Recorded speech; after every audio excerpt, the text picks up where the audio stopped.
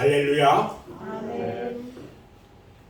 오늘 또 이 시간 예배드리는 사랑하는 성도 여러분에게 말씀을 통해서 여러 가지 은혜와 은사가 충만하게 임하시기를 주님의 이름으로 축원합니다. 아멘. 오늘은 열왕기상 19장 1절로 14절 말씀을 통해서 지금이 곧 일어날 때다, 이런 제목으로 함께 말씀을 나누겠습니다.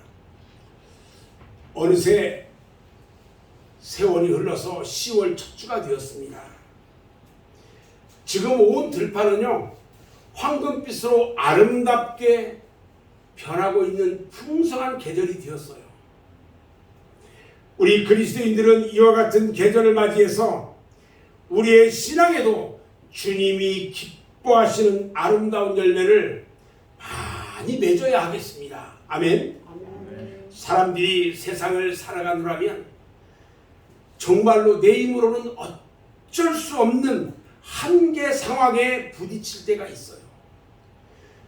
지난번 전국을 강타했던 폭우, 그리고 태풍 흰남노로 인해서 바다에서는요, 양식업하는 어민들이 큰 피해를 입었고요, 또 육지에서는요, 농산물이나 시설물들이 큰 피해를 입었어요. 그리고 곳곳에서 홍수와 산사태 등으로 인해서 많은 피해를 입었는데, 피해를 당한 사람들이 망연자실하는 그 모습을 TV를 통해서 봤어요.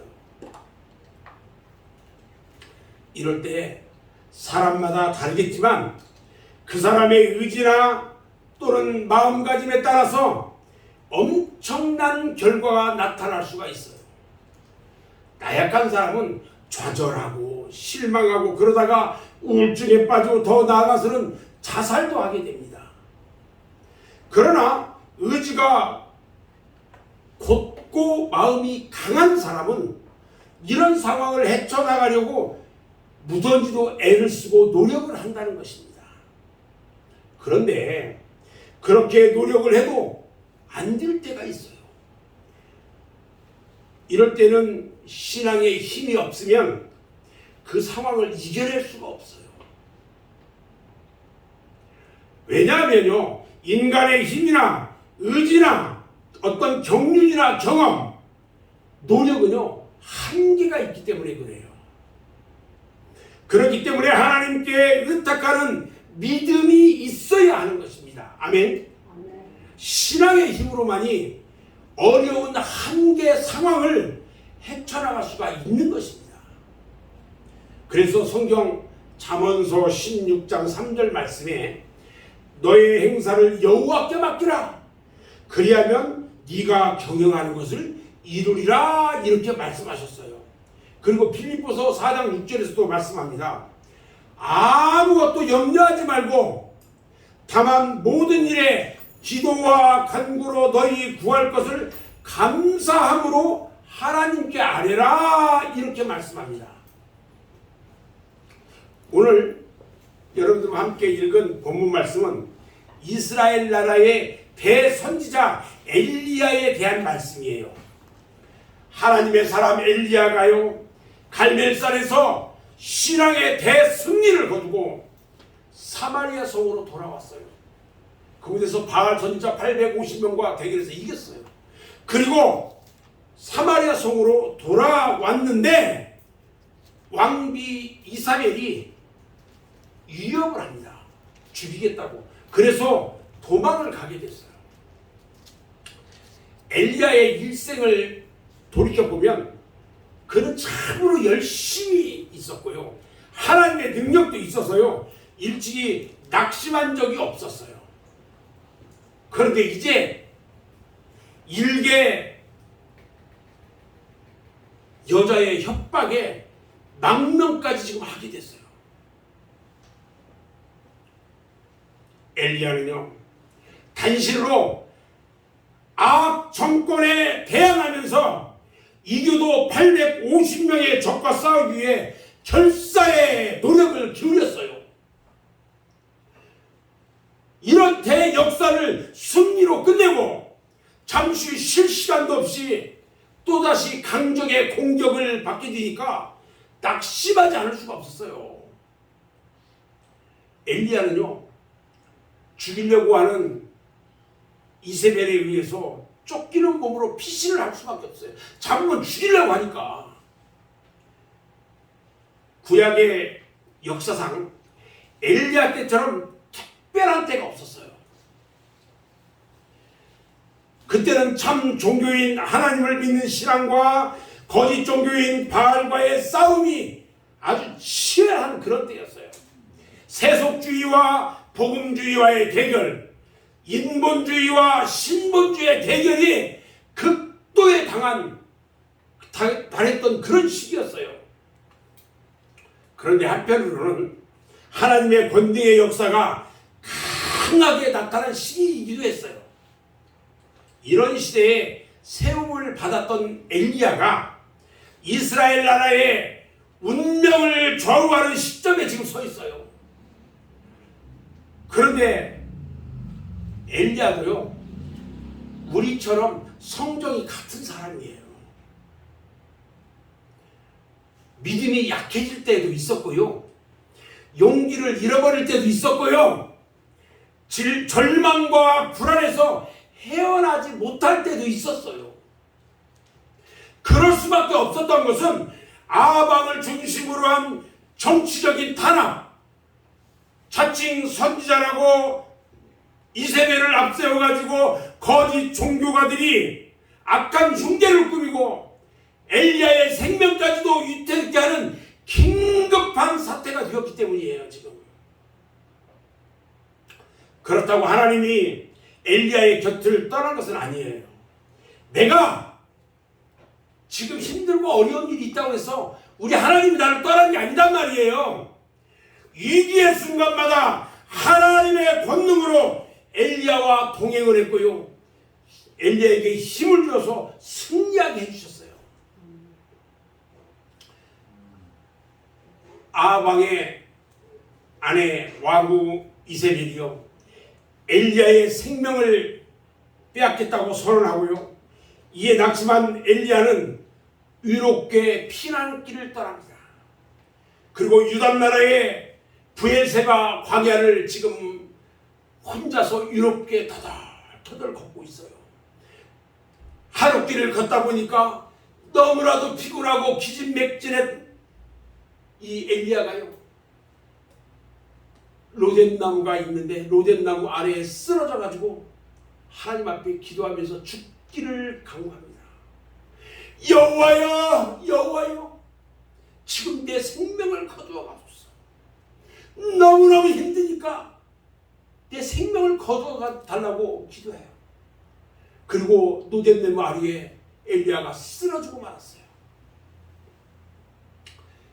어제까지 갈멜살의 승리가 바로 어제였는데 오늘은요, 패배의 깊은 수렁에 빠져서 하나님께 쥐어짜듯이 부딪히고 있어요. 지금 얼마나 힘들었으면, 도망치듯 얼마나 힘들게 도망가다가 힘이 들었으면 쓰러져서 여호와여, 여호와여, 내 생명을 거두어 가소서. 지금까지 찬란하게 이루어놓은 많은 승리와 성공으로 온 천하가 그의 이름에 크게 떨고 두려워했던 이 마당에 졸지에 찾아왔던 이 곤경 때문에 그는 너무나도 준비가 없었고요, 너무나도 약한 모습이었어요. 갈멜산에서요, 그 불붙는 하나님의 능력으로 불붙는 그 제단을 보면서 여호와는 참 하나님이시다고 고백하던 그 많은 백성들이 하룻밤 사이에요, 다 변질되고 말았어요. 그리고 엘리야를 따르던 그 많은 무리들이 뿔뿔이 흩어지고 믿을 수가 없었어요.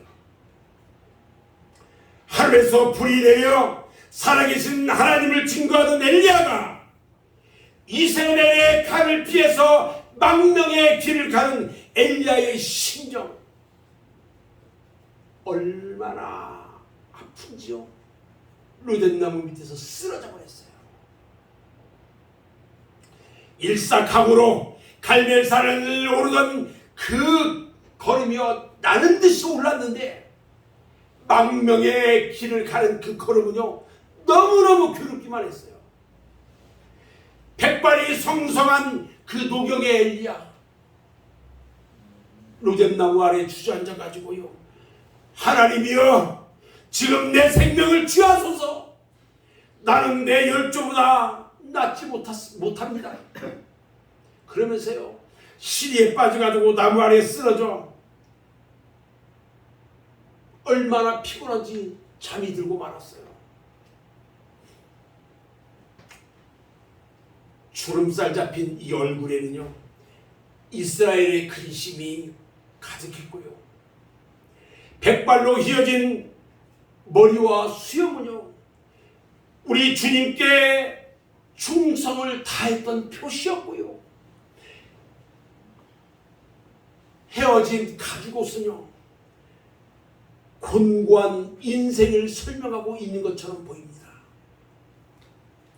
하나님의 사람 엘리야는요 하나님의 바른 말씀만 위쳤지만 백성은요 엘리야를 따르지 않았어요. 인심이 모두가 아합과 이세벨에게로 쏠렸어요. 예언자의 말로는 비참했습니다. 저는 오늘 이 말씀을 준비하면서 엘리야의 모습을 볼 때에 목회자의 말로를 한번 예견해 봤습니다. 일생 동안 하나님의 말씀만 외치다가 모아놓은 재산도 없고 오라는 것도 없고 갈 데도 없어서 마지막 노후를 비참하게 보내는 분들을 너무너무 많이 봤거든요. 그러면서 혼자 생각해 보는 거예요. 큰 교회에서는, 큰 교회 목사들은 그래도 노후에 먹고 살 수 있도록 다 주는데 작은 교회 목사들은 아무것도 없어요. 사랑하는 여러분, 여러분은 엘리야와 같이 낙심할 때는 없습니까?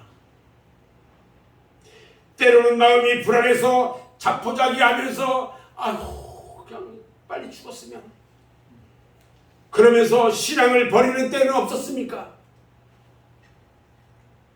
지금 우리가 살고 있는 이 시대는요 엘리야 시대보다 더 악한 시대에 살고 있다는 거예요. 지금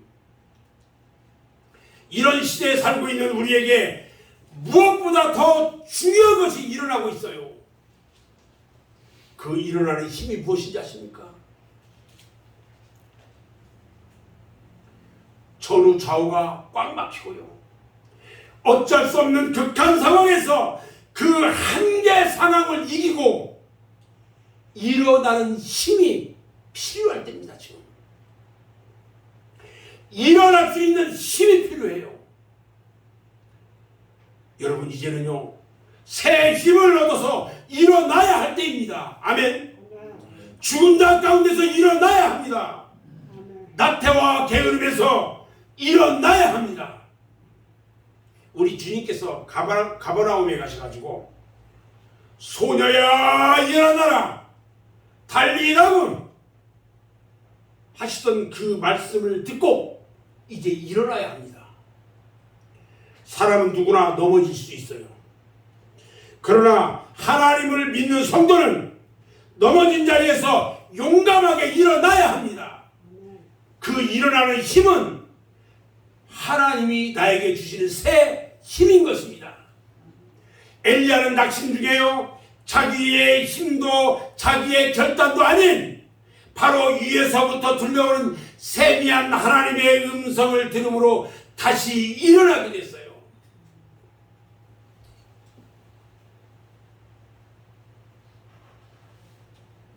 엘리야의 사명은요 갈멜산에서 끝난 게 아니었어요. 사람은 실패하나 하나님의 일은 결코 실패하는 법이 없다는 것입니다. 광야에 쓰러져 잠든 얼마나 피곤하고 고랬는지 브엘세바 광야 노된나무 밑에 쓰러져서 잠이 들었는데요. 잠 속에서도 남은 사명을 꿈꾸는 그 엘리야를 한 번 깨우고 두 번 깨워서 일으켰어요.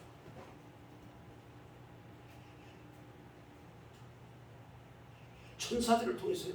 깨워서 일으켰어요. 엘리야가요. 일찍이 까마귀가 날아다니는 떡으로 연명을 하던 그 엘리야가 이제 천사가 주는 떡을 먹고 다시 일어섰다는 것입니다. 지금까지 달려온 길이 험하고 먼 길이었는데 앞으로는 더욱 멀고도 험한 길을 가야 됩니다. 엘리야는요, 새 힘을 얻었습니다. 천사가 주는 떡을 먹고 일어나서 새 힘을 얻고 40주야를 걸어서 하나님의 성산인 호렙산까지 와서 올라가기 시작합니다. 그 호렙산에서 새로운 하나님으로부터 사명을 받습니다. 사랑하는 여러분, 여러분들도요, 엘리야와 같이 지쳤습니까? 낙심되었습니까? 하나님의 말씀의 떡을 먹고 새 힘을 얻으시기 바랍니다. 아멘. 그리고 하나님의 성산 호렙산 뒤는 교회에 나와서 새로운 사명을 받으시기 바랍니다. 여러분들에게 어떤 일에 대한 것들을 줄 때요, 하나님 앞에 헌신할 수 있는 기회를 줄 때 이것은요, 받아들인 사람 마음에 따라 달라요. 이것을 사명으로 받아들이면요, 그 사명처럼 놀랍게 은혜가 임합니다. 이제는 쓰러진 자리에서 일어날 때입니다. 불 꺼진 믿음에서 불 켜진 믿음으로 일어서야 합니다. 그러면 오늘 말씀을 통해 가지고 엘리야 선지자가 어떻게 해서 한계 상황을 극복했는지 함께 생각해 보려고 합니다. 첫 번째, 엘리야가요, 호렙산에 가서 자기 자신을 발견해요. 자, 사람은 때때로 자신을 발견해야 합니다. 나는 누구냐? 지금 내가 어디로 가고 있느냐? 이런 말들은 철학적인 말이에요.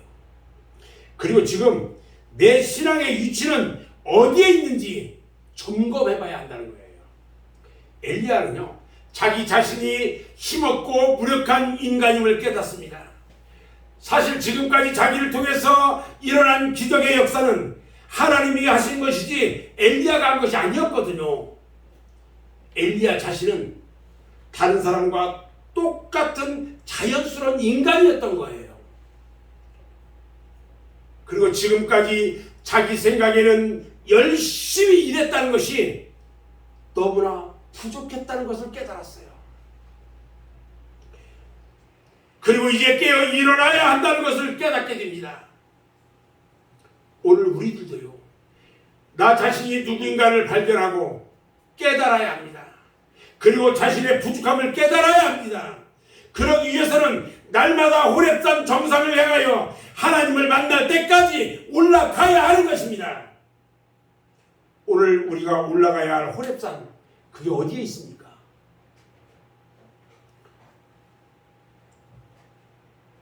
그 호렙산은 바로 교회입니다. 우리들은요, 하나님을 만나기 위해서, 세미한 하나님의 음성을 듣기 위해서 날마다 새벽마다 하나님의 몸진 성전에 나와서 하나님께 간절히 기도함으로써 하나님을 만나는 놀라운 은혜가 있어야 하는 것입니다. 아멘. 두 번째, 오늘 엘리야는요, 일어섰어요. 그 힘든 가운데서 일어납니다. 도망치던 자리에서 엘리야는 일어났습니다. 이세벨이 두려워서 도망하던 그 자리에서 툴툴 털고 일어났습니다. 마치 베드로와 같습니다. 로마의 박해가 심해가지고 모든 믿는 사람들이 베드로에게 로마를 떠나도록 권면합니다. 그저 베드로가 말합니다. 형제들이여, 나는 절대로 로마를 떠날 수가 없습니다. 이곳에서 죽기를 각오하겠습니다. 이렇게 말을 합니다. 그러니까 성도들이 아닙니다. 베드로 사도님께서는 아직도 해야 할 일이 많이 있어요. 지금 잡혀서 죽으면 큰일 납니다. 해서 떠나도록 했어요. 베드로는요, 성도들의 말을 듣고 로마를 떠나기로 결심하고 아무도 몰래 조용히 성을 빠져나갔어요. 그런데 빠져나가서 주님을 만납니다. 베드로가 알기에는 주님은 일찍이 감람산에서 모든 사람들이 보는 가운데 천사들의 호의를 받으면서 하늘나라로 승천하셨는데 그 주님이 갑자기 바울사도에게 나타난 겁니다. 그래서 깜짝 놀랐어요. 그래서 그 만난 주님에게 도미네 쾌바리스 주여 어디로 가시나이까 하고 물었어요. 주여 지금 어디 가십니까? 그러자 우리 주님이요 바울사도에게 나는 다시 십자가에 못 박히려고 로마로 가는 길이란다. 나는 다시 십자가에 못 박히려고 로마에 가는 길이란다. 그 말을 들은 베드로가요 안 됩니다. 주님께서는 한 번 십자가 지신 것으로 족합니다. 로마에서 그 십자가 내가 다시 지겠습니다. 대신 내가 지겠습니다. 하고 다시 로마로 돌아가요. 그리고 로마군에게 체포돼 가지고요. 우리 주님은 십자가에 바르게 못 박혔는데 제가 어떻게 주님과 똑같이 바르게 못 박힙니까? 하고 거꾸로 매달려서 십자가에 거꾸로 매달려서 숭배했습니다. 누가복음 24장에 보면 엠마오로 가는 두 사람의 이야기가 있어요. 두 사람은 예수님이 부활하셨다는 소식을 듣고 믿지 않았어요. 그리고 고향 엠마오로 가다가 주님을 만납니다. 그리고 예루살렘으로 돌아왔어요. 엘리야도요 지금까지의 상황에서 새 힘을 얻고 일어났습니다. 몸도 마음도 지쳐서 지금 실망 상태인데 일어났어요. 로뎀나무 아래서 죽기를 구하던 엘리야는 잠이 들었습니다. 18장에도 보면요, 그렇게 18장에 보면 그렇게 당당했던 엘리야가요 19장 오늘 보니까 그렇게도 나약할 수가 없어요. 지금 그런데 천사가 깨우면서 일어나라고 할 때 그 쓰러졌던 자리에서 일어났습니다.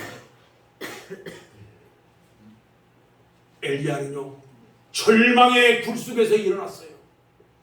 엘리야는 천사가 준 떡과 물을 먹고 달리고 달려서 호렙산 굴속에 들어가 또 절망 상태에 빠집니다. 세상과 단절된 굴속에서 아무도 모르는 굴속에서 깊은 절망의 늪에 빠져버려요. 사랑하는 여러분, 혹시 여러분들도 이러한 절망 가운데 빠진 적이 있습니까? 이런 상태에서는 뛰쳐나와야 합니다. 깨어 일어나야 하는 것입니다. 아멘. 지금 쓰러진 그 자리에서 일어나시기 바랍니다. 일어나서 새벽에 들려오는 하나님의 음성을 들어야 합니다. 이 시간 여러분 모두 하나님의 음성을 듣기를 주님의 이름으로 축원합니다. 아멘. 아멘. 세 번째 엘리야는요 세미한 하나님의 음성을 들어요. 온 정성을 다 기울이지 않으면요 들을 수 없을 정도로 작은 소리이지만 바로 살아계신 하나님의 음성입니다. 이 소리가 어떤 소리이기 때문에 어떤 소리이기에 그렇게 사람과 영혼을 변화시킬 수가 있겠느냐는 거예요. 여러분 주님의 음성을 들어보십시오. 기쁨이 충만합니다. 살아계신 하나님의 사랑의 소리, 그 소리가 하나님의 음성입니다. 에덴 동산 숲속에 숨어있던 아담이요 이 음성을 들었어요. 브엘세바 광야에서 돌베개를 베고자 하던 야곱이 이 세미한 주님의 음성을 들었어요. 고난 중에 헤매던 욥도 이 음성을 들었고요. 다메섹 도상에서 사울이요 이 음성을 들었어요. 에스겔과 그 이후에 많은 선지자들이 이 하나님의 세미한 음성을 들었어요.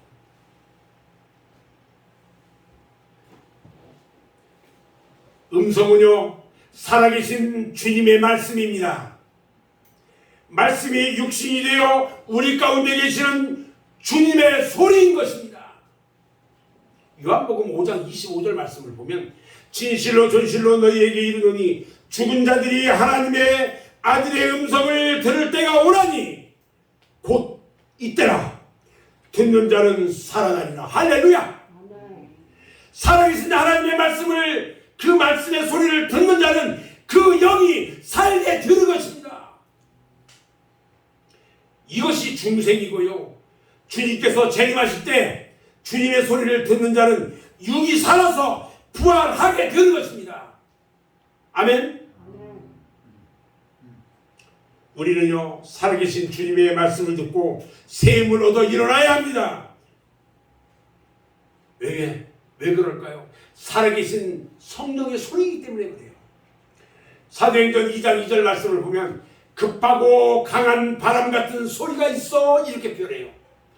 오순절 다락방에 모인 120명의 사도들과 믿는 사람들은요 모두 성령이 임하는 소리를 들었어요.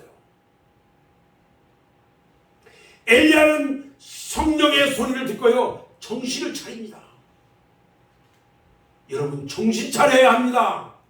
세상에 취하고 죄에 취하고 나태와 게으름에 취하고 정신이 혼미한 가운데 성령이 교회들에게 하시는 말씀을 이제는 듣고 정신을 차려야 하는 것입니다. 아멘.